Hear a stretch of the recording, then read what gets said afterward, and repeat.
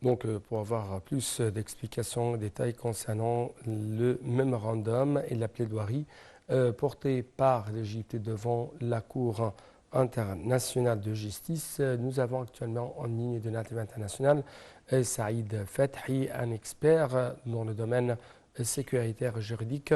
Monsieur Saïd Fathi, vous êtes toujours le bienvenu sur l'Interview international.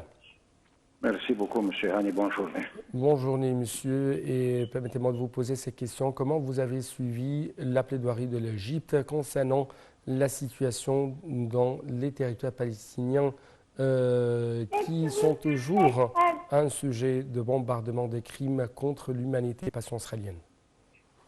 Comme nous le savions, nous tous, ce qui se passe actuellement, et depuis un peu plus de 75 ans, c'est quelque chose d'imaginable dans le monde entier.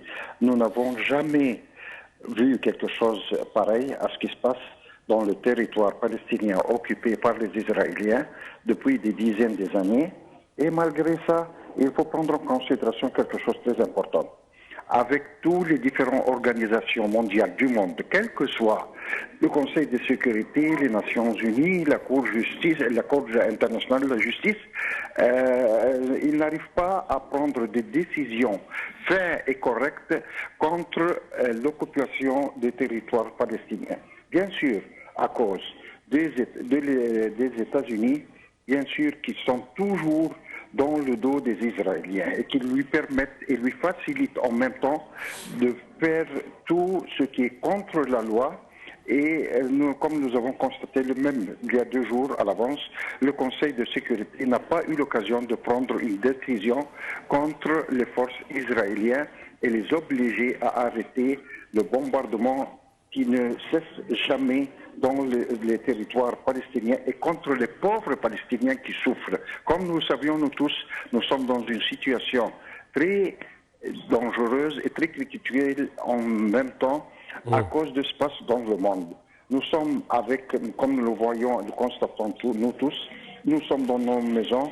Il y a une très grande différence entre les gens naturels et les pauvres gens qui vivent dans l'air et qui vivent dans des camps et ils n'ont aucun moyen de vivre, soit de la nourriture, soit des médicaments, des hôpitaux, rien du tout. Ils n'ont rien à faire. Qu'est-ce que nous voulions ou qu'est-ce que nous attendons?